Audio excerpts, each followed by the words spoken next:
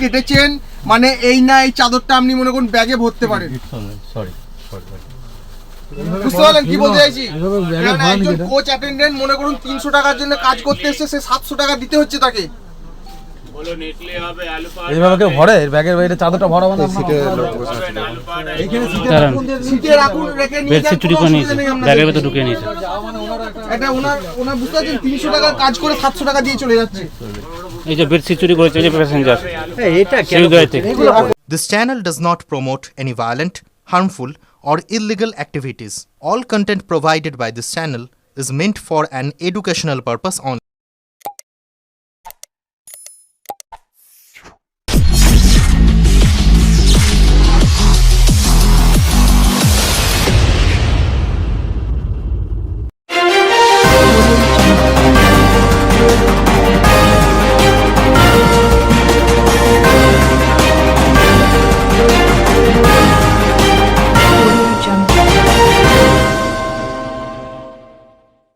ট্রেনের এসি কামরার বেডশিট নিজের ব্যাগে ঢুকিয়ে নেওয়ার অভিযোগ। চুঁচুড়ার বিজেপি নেতা মৃন্ময় মজুমদারের বিরুদ্ধে চাদর চুরির অভিযোগ। ট্রেনের ভিডিও ভাইরাল ঘিরে জোর বিতর্ক শুরু হয়েছে। গতকাল হুল এক্সপ্রেসে সিউড়ি আদালতে যাচ্ছিলেন মৃন্ময় মজুমদার। সেই ট্রেনের একটি ভিডিও ভাইরাল হয়েছে। বিজেপি নেতার বিরুদ্ধে চাদর চুরির অভিযোগ ওঠে। সেই ভিডিওতে ভাইরাল হয়েছে ভিডিওটি সম্পূর্ণ মিথ্যে অভিযোগ। আমার বিরুদ্ধে রাজনৈতিক ষড়যন্ত্র চলছে অভিযোগ বিজেপি নেতা মৃন্ময় মজুমদারের। বিজেপি নেতা বেডশিট চুরি করে ধরা পড়েছেন। এই বিজেপির ক্ষমতায় এলো কি করে? কটাক্ষ তৃণমূলের। ভাইরাল ভিডিওতে দেখা যাচ্ছে ওই নেতার সঙ্গে রেলকর্মীদের বাদানুবাদ হয়েছে। সেখানে রেলকর্মীকে বলতে শোনা যাচ্ছে, আপনি এটা কখনো নিজের মনে করে নিতে পারেন না। তখন ওই বিজেপি নেতাকে সরি বলতেও শোনা যায়। এই ঘটনা নিয়ে বিজেপি নেতা মৃন্ময় মজুমদার বলেন, আমি আমার প্রফেশনাল কাজে ব্যান্ডেল থেকে সিউড়ি হুল এক্সপ্রেসে যাচ্ছিলাম। বাথরুম থেকে বেরোনোর সময় আমাকে 4-5 ট্রেন থেকে ধাক্কা মেরে ফেলে দেওয়ার চেষ্টা করে।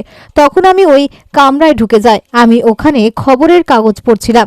এরপর ওই কামরায় ঝগড়া বিবাদ শুরু হয়। রেলের কর্মীদের সঙ্গে আমার একটা ঝগড়া বিবাদ হয়, অন্য একজনের সঙ্গে হয়েছে। আমি ওকে বাঁচাতে গিয়েছিলাম, ওটা আমার সিটও ছিল না। আর সেই ভিডিও আমাকে আমার নামে চালাচ্ছে। এই কি বিপদ! যারা এটা করেছে খুব অন্যায় করেছে। আমার ব্যাগ থেকে চাদর বেরোচ্ছে সেটা দেখা যায়নি, আমার সিট থেকেও কিছু পাওয়া যায়নি। যদি অন্যায় করতাম কেন জিআরপি আরপিএফ কে জানালো না? আমি রেলমন্ত্রী অশ্বিনী বৈষ্ণবকে চিঠি লিখেছি, হাওড়া ডিআরএম কেও জানিয়েছি। কোনো সোশ্যাল মিডিয়ায় এটা ভাইরাল হচ্ছে, সেটাও দেখব। যারা আমার বিরুদ্ধে এই কাজ করেছেন আমি আইনত ব্যবস্থা নেব। বিজেপি নেতা এও বলেন, আমার এই রুচি নেই। আমি সম্মানের সঙ্গে জীবনযাপন করি। আমার ফোন ল্যাপটপের দাম 2.5 লাখের কাছাকাছি। জীবনে কোনোদিনও একটা পেন্সিল নিইনি কারো থেকে। সেখানে সবার ব্যবহার করা এই চাদর ব্যাগ নেব, এই মানসিকতায় আমার নেই। এদিকে এই ঘটনাটিকে ঘিরে উদ্ধৃত করে এক্স হ্যান্ডেলে পোস্ট করেছে অল ইন্ডিয়া তৃণমূল কংগ্রেস। সেখানে বলা হয়েছে, ট্রেনের মধ্যে বিজেপি তথাকথিত সংস্কারের মুখোশ খুলে পড়েছে। মানুষের সেবা করার পরিবর্তে হুগলি বিজেপি লিগ্যাল সেলের নেতা মৃন্ময় মজুমদারকে নাকি ট্রেনের কম্বল চুরি করতে গিয়ে হাতে নাতে ধরা হয়েছে এবং একজন গরিব কোচ অ্যাটেন্ডেন্টকে হেনস্থাও করেছেন বলে অভিযোগ উঠেছে। যারা দেশকে চুরি মুক্ত ভারত এর জ্ঞান দেয় তারা চুরি, মিথ্যা এবং অহংকারের নিমন্ত্রিত। আদির রিপোর্ট, আমার কলকাতা নিউজ। কাল আমি আমার প্রফেশনাল কাজে ব্যান্ডেল থেকে সিউড়ি হুল এক্সপ্রেস করে যাচ্ছি। তো এই আপনার ঠিক বোলপুর জাস্ট ট্রেনটা ছাড়ার পরে আমি বাথরুমে যাই। বাথরুম থেকে বেরোয়ার পথে আমাকে 4-5 জন লোক ট্রেন থেকে ধাক্কা মেরে ফেলে দেওয়ার চেষ্টা করে। আমি বুদ্ধি করে দ্রুততার সাথে আমি কামরার মধ্যে ঢুকে যাই। এই আমার সিটে যখন আমি বসে পড়ি তার ঠিক 25-30 মিনিট বাদে হবে আমি খবরের কাগজ পড়ছিলাম, তখন আমার পিছনে সিটের দিকে বাদিকে 4-5 জন লোক একজন 55 বছর বয়সী লোককে অকথ্য ভাষায় ব্যবহার করে অসম্মান করছিল, বাজে কথা বলছিল। আমি তখন 5-6 মিনিট হয়ে যাওয়ার পরে বললাম, দাদা একটু আস্তে কথা বলুন। তো তার মধ্যে থেকে আমাকে একজন জিজ্ঞাসা করে, আপনি কে? আমি বললাম, আমি ভ্যালিড প্যাসেঞ্জার, আপনি এদিকে আসুন, দেখুন। বললাম যে কি হয়েছে, বলছে ইনি তার চাদর ব্যাগের মধ্যে রেখেছিলেন। আমি দাদা কিছু দেখিও নি, আমি কিছু জানিও না, তা আমি এর ব্যাপারে কিছু বলতে পারবো না। আপনাকে শুধু আমি অনুরোধ করছি আপনি আস্তে কথা বলুন। হ্যাঁ, আপনি কি চুরিকে সমর্থন করেন? আপনি চোরেদের দালাল? আপনি কি চোর? আমি বললাম, এই ধরনের বাজে কথা কেন বলছেন দাদা? যাই হোক, আপনারা বিষয়টা দেখুন, বুঝুন, আমি জাস্ট আপনাকে আস্তে কথা বলছি।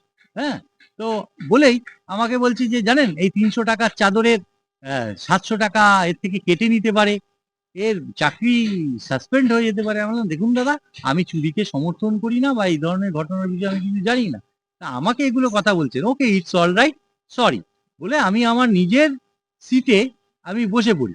আমি একটি লেদারের ব্যাগ নিয়ে গেছিলাম, তার মধ্যে আমার দুটো ব্রিফ ছিল, ফাইল সমেত, ল্যাপটপ ছিল এবং আমার আইনের বই ছিল এবং আমার একটা পেনের খাপ ছিল এবং আমার গ্রাউন্ড ছিল।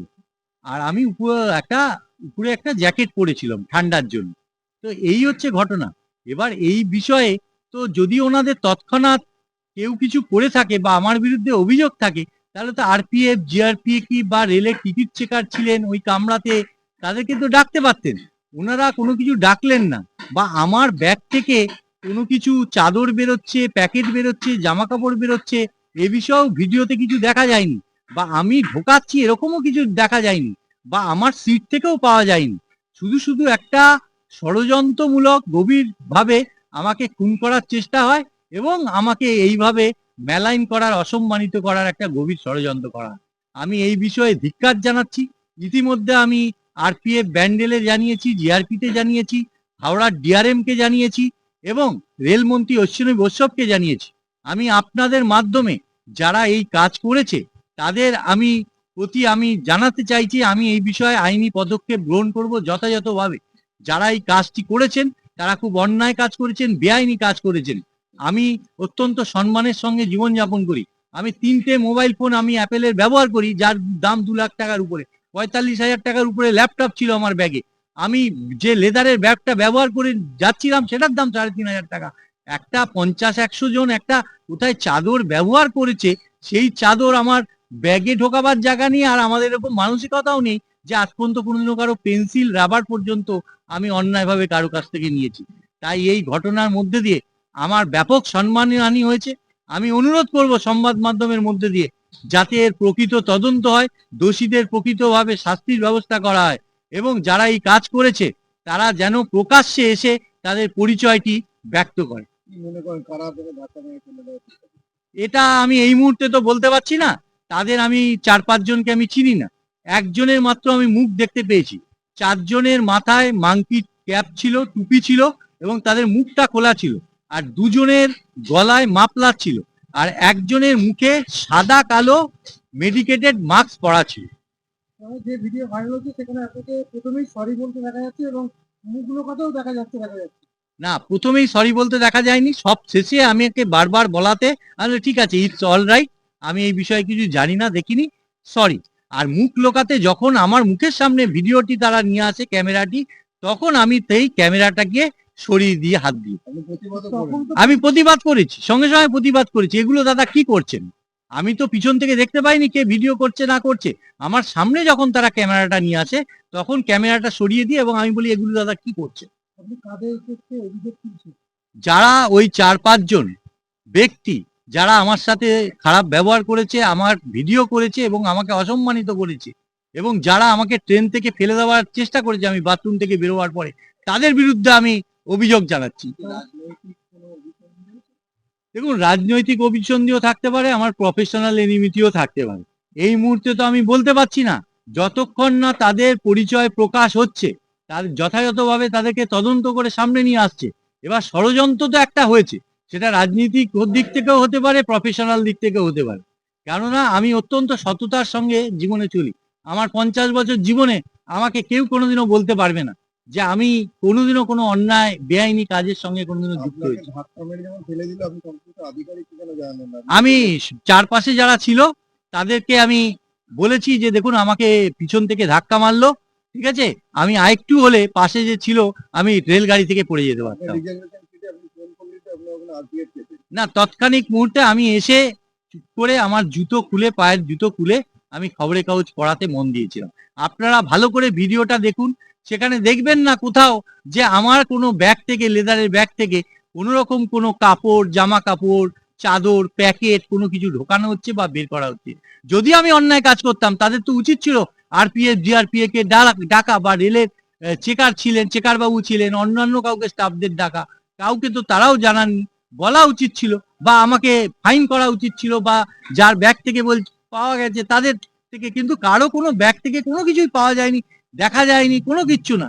এটা একটা সম্পূর্ণভাবে একটা ষড়যন্ত্রমূলক একটা ঘটনা। পেলাম যে বিজেপি লিগাল সেলের কনভেনার মৃন্ময় মজুমদার, যিনি আজকে কোনো এক ট্রেনের সেখানে চাদর চুরি করতে গিয়ে ধরা পড়েছে। তাহলে চিন্তা করুন, তিনি একজন পেশায় আইনজীবী, তিনি ন্যায় দেন, তিনি বিচার করেন, মানুষকে ভালো রাখার চেষ্টা করেন, আর সেখানে চুরি করছে। এটা বিজেপির এটা ধর্ম, বিজেপির এটা কর্ম। বিজেপির নেতারা এখনও তারা ক্ষমতায় আসেনি, এখনই তারা শুরু করে দিয়েছে এই চুরি। তাহলে এরপর যদি এরা সরকারে আসে এই পশ্চিম বাংলায়, তাহলে কি হতে পারে এনাদের দেখেই তাহলে দেখুন, এই থেকেই আপনারা বুঝে নিন যে এখন তারা ক্ষমতায় নেই এই পশ্চিম বাংলায়। এখনই তারা চুরি করছে। কোথায় কি সম্পত্তি চুরি করছে? সরকারি সম্পত্তি।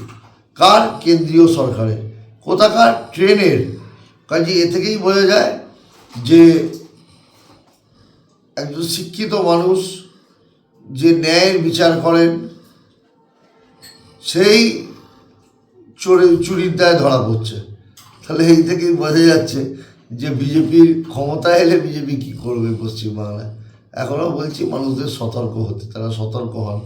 এই ধরনের মানুষরাই বিজেপিতে থাকে।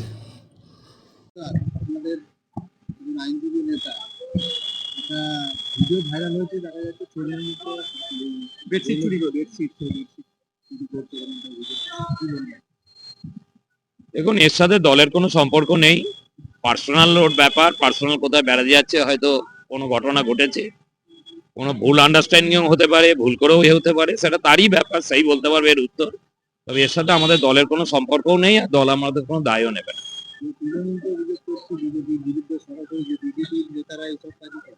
দেখুন, বিজেপি হচ্ছে ভারতবর্ষের মধ্যে সবচেয়ে বৃহত্তম দল, প্রচুর কর্মী, প্রায় আমাদের 15 কোটির উপর এখানে সদস্য আছে। সুতরাং ওটা তো আমাদের পক্ষে দেখা সম্ভব নয় যে কোথায় কে কি করছে। আর পার্টির এরকম কর্মী বহু আছে, আমার মনে হয় এটা তার সাথে এই করাই ভালো। তবে দলের সাথে আমাদের এর কোনো সম্পর্ক নেই, আর দলের কোনো দায়ও নেবে না, আর দল কিছু বলবেও না এই বিষয়ে। ঘটনা নিশ্চয়ই নিন্দাজনক, সে যদি করে থাকে এটা তো নিশ্চয়ই নিন্দাজনক। এবার সেটা ভুলবশত হতে পারে, সেটা সেই তার উত্তর দিতে পারবে কেন করেছে। ভুলবশত কি করে, মানে যেখানে দেখা যাচ্ছে ভিডিওতে যে চুরি করে ধরা পড়ে গেছে, এখন সেটা সেই বলতে পারবে, সেটা তো আমাদের পক্ষে বলা সম্ভব না।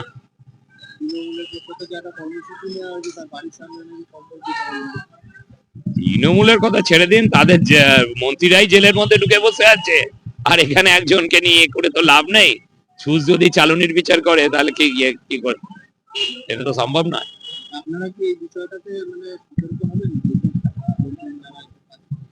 দেখুন, আমাদের যারা দায়িত্ব যারা নিয়ে যারা কাজ করছে, আমার আশা করি আমরা যে এরকম কোনো দায়িত্ববান কর্মীরা এরকম কাজ করবে না, এটা না আপাতত কোনো পদে। ঘটনার পরে কি কোনো দেবেন আপনারা, যেরকম না করে কেউ? সে তো আমরা সবসময়ই বলবো, এটা তো আমাদের বলাটাই কাজ। সে তো সব কর্মীদেরই বলা হয় যে সাবধানে চলতে, সবকিছু ঠিকঠাক করতে, কেন দলের গুডউইলের উপর নির্ভর করে।